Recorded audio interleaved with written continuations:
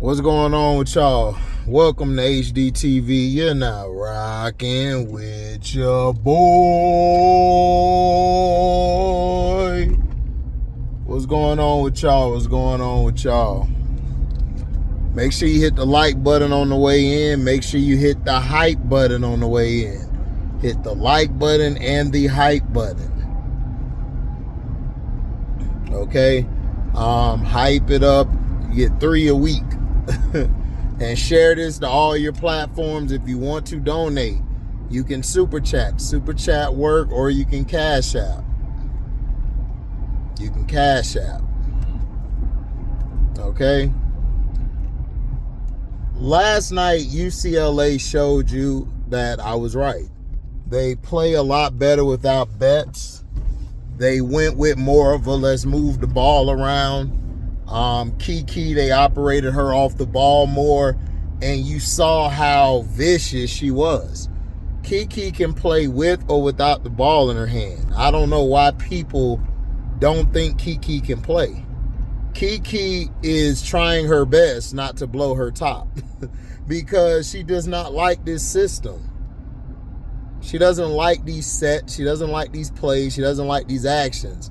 They actually were faster. Their tempo was a lot faster and a lot better without Betts on the floor, and you saw that. And you saw that the coach realized it. Everybody realized it. That, whoa, this team moves the ball better without Lauren Betts out there. Yeah, because Lauren Betts is slow, and she doesn't have a low post game that garners a lot of attention like that. It doesn't.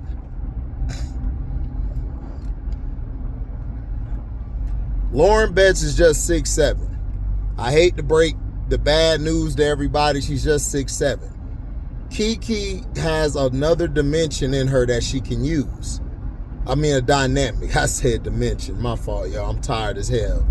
She has another type of dynamic that will help her on the next level, which is her ability to go one-on-one and attack the basket, also have the ability to draw the defenders in and create the action going to the basket or pulling up from the mid-range or from the three. She has a 3-level scoring ability. The problem is that coach just doesn't know how to use it because that offense that the coach run is heavily based on Lauren Betts. This is why when Lauren Betts doesn't get going or she's playing horrible, that the rest of the team plays horrible, because instead of playing off of different actions or different sets that the defense is presenting you, they're trying to get the ball inside the Betts. They're trying to make everything centered and go to Betts, which to me is a bad thing. Because let's say you get to the tournament and Betts isn't doing what she's supposed to do, then what? Now, baby Betts, I believe, is coming later this season. So we're going to see how she is compared to her sister. It might be a better dynamic. But Kiki Rice and Lauren Betts just do not fit. They don't fit. Their play styles are clashing. It doesn't, how do I say? If you look at what Kiyomi and Merkel is doing, Kiyomi has just gave into Merkel's play style. She's just like, all right, it's your play style. We're going to run that. And then I'll just do the rest whenever like the play breakdown or you can't get anything going, then that's when I'll attack. Her and Merkel have come to that, Merkel or Berger, I can't think of her name, I think it's Merkel. They come to that understanding where it's like, I bet, we're here. I see what you're trying to do. If you look at Kiki and Betts, they're still clashing. I don't think they see eye to eye. People got to understand, when I say people don't see eye to eye or they don't work together, doesn't mean they're finna fight or it's a beef. No, it's just that you could be cool with somebody. I was cool with plenty of my brothers growing up, but I couldn't play with some of them because they were too sensitive or they didn't know how to play within the team. I played great with my brother Kraken because he knew that I knew how to pass. He knew I knew how to set up the action at the elbows or at the line, and he knew I also could score from anywhere on the floor when I needed to. I wasn't very great at scoring or shooting. I mean, shooting like that, but I could score, and I could take my person off the dribble, and I was very strong. So he knew where I would be at.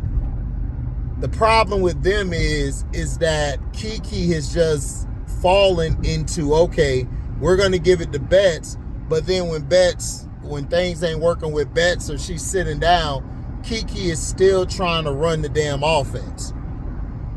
When she started saying, okay, you know what I'm going to do? I'm a freelance. She started dominating. She had a chance to beat Texas. If she would have did that sooner and broke what they were trying to run, they would have beat Texas. Because remember, that's how they beat USC last year with Juju. Everybody forget, Kiki was the reason why they won. She went off at the end of the game. She went off because she said, you know what? F this. I got it. And everybody was like, all right, bet, we're going to follow Kiki. And Kiki got it done.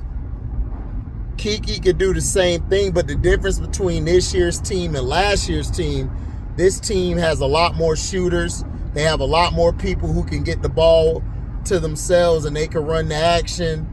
So they can move the ball better. You have a lot more cutting, a lot more getting to that corner three, that slot or that wing or that top of the key three. The ball is moving more. And Kiki is, of course, standing off to the side so they can do the action either at the slot or the wing or the elbow. But then, like, when it's time for them to say, okay, F it, let's just get something going, boom, they give it to Kiki. And they go from there. So, like I said, UCLA showed and proved to you all and to the people out there that they're a lot better without Betts. How are they going to be able to play with Betts again? Betts' game is not good to me. I'm sorry. Her fundamentals are bad. I don't know who she's training with or who she's working with. I don't like the way she moves. I don't like the way she catches the ball or seal in the paint. I mean, it's worse than Camilla's. Camilla's sealing and getting in position in the paint isn't that good, but what Camilla has is athleticism, and she can run and move for a big. She can move, you know, and she can shoot.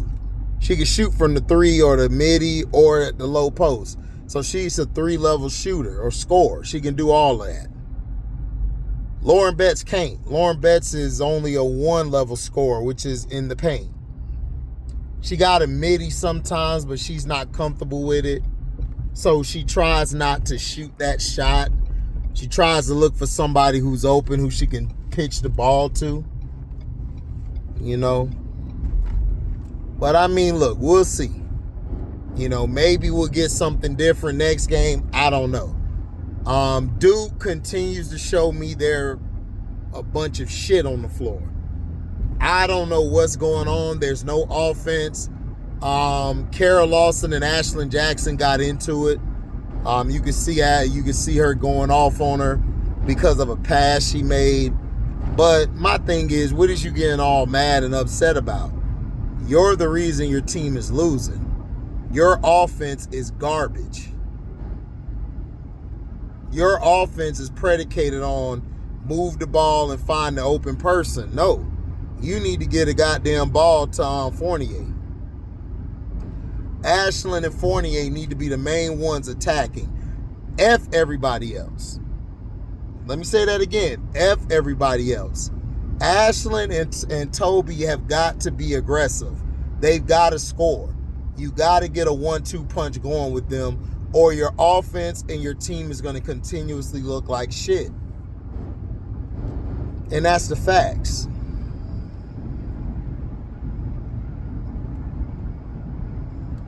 That's the facts.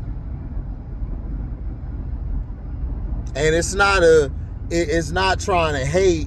Kara Lawson's defense is she's very well on defense, But offensively,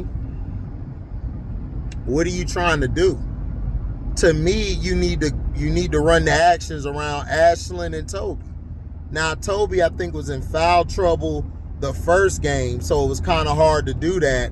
But the second game against against UCLA, they just was non-existent. It was like, man, we ready to go home. It's like they quit on Kara Lawson, and that's very disturbing that it hasn't been that long. So that lets me know that a lot of these players, including Toby and Ashlyn, aren't going to be here next year. So, I mean, I don't know what to say or do. I mean, it's insane. It's insane what's going on. Like, I just don't understand what is going on with Duke. Kara has to get to the drawing board. She has to figure out how I can get Ashlyn or Toby going. One of them are going to have to be the main person. Seriously. Now, save the best for last. Texas beat SC for the whole thing. SC stopped going to Tessa late. Like, I blame this loss on Don. This is on Don. Why wouldn't you keep going to Tessa? And Don has got to get out of that bullshit ass system. Move Raven ass to the corner and let Tanaya and let Joyce and let Tessa run the actions. Let Okot still be either in the mid post or the low block and run. You can get her the ball when you can. You need to let Tanaya Latson be Tanaya Latson. You need to let her bring the ball up. Joyce, you need to let her bring the ball up. You need to let her run the action with Joyce or with Tessa. Go from there. Move Raven ass to the corner 3 or to the wing. Get her out the way. And that's what y'all should have done, and y'all would have won. Now, I agree with Miss D, where I would have doubled Madison and I would have had Raven on Rory. I agree with Miss D and AB last night because you got to remember, Rory's the clutchest player. She the clutch player. She the closer for the team. Madison did good, but down the stretch, Rory's going to get that ball because the offense is really set around Rory and what action she creates. So, again, South Carolina should have won that game. Tessa has got to get the ball down the stretch. Tessa, Tanaya, and Joyce. When the ball comes off the glass, Joyce rebounds it. Let Joyce push the break. Push the break. Let Joyce either attack or pass it out or dish it down low to Okot or give it to the trailer. That's what Joyce needs to do. Other than that, down the stretch, Tessa and Tanaya need to touch the ball more because that dynamic is going to give other teams problems. Raven is cool. I want Raven off the ball because Raven can get the ball. She can either attack or she can pull up and she'll either make the shot or she'll get somebody a better shot. Let her be the secondary or third action. Let the first or second action be with Tanaya and Joyce or Joyce and Tessa or vice versa, whatever. I blame Don for this loss. Don lost this game. Don kept going back to that old bullshit ass sets that she runs, and you should have went away from that. You should have let Tanaya create. You should have let Tessa come off of a screen or come off of a pin down. Tessa was cooking and you didn't go back to her, which was bullshit. So that's the reason they lost. Shout out to Texas. Maddie did good down the stretch, but Rory, Maddie did good. Jordan Lee, man, shout out to Jordan. Look, I told y'all, Jordan Lee is a baller. She's a hooper.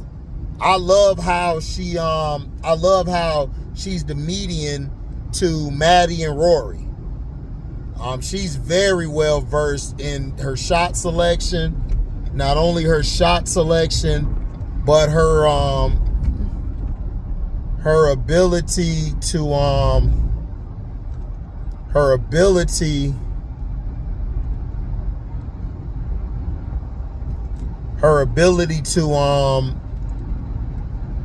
hit that shot when she needs to. Old Acre, shout out to Old Acre for her physical play. Old Acre's physical play down the stretch, you know, really gave a lot of you know, headaches to Ucla and them. Texas is looking good. Now, do I think Texas could win it all? Absolutely. I got Texas now, I think, could be in the Final Four. Seriously, because I do not like UCLA. UCLA looks like shit. But if you take bets off the floor, I think they could get to the final. I think they could win the whole thing if they get bets out the way. So Rory hit the shot. She passed the she broke the all-time assist record, which was dope. She broke the all-time assist record, which was dope. I love what she did. That was dope what she did, or what she's done. You know, shout out to her. You know, shout out to her. You know, shout out to her. Make sure y'all hit the like button and the hype button. The like button and the hype button. If you're new here, hit the subscribe button. Hit the bell hit the notification bell to select all, so you can receive upcoming notifications. And if you want to donate to the page, you can super chat. You can super chat and you can cash out. You can super chat and you can cash out. Okay, the cash app will be in the live chat or the regular comment section, or it'll be in the description box. So I love what Texas brings. Madison Booker, but this is my issue with Vic. I know I'm nitpicking. I need Madison Booker with the ball in her hands more, like you were doing. He was running the action. Rory would bring it up, or Jordan would bring it up, and they would hand it off to Madison. I want Madison running more point forward, especially when she gets the ball, like, and she let's say she gets the rebound and she's coming down court. I want to see her initiate the actions, or she's the action. She decides the action.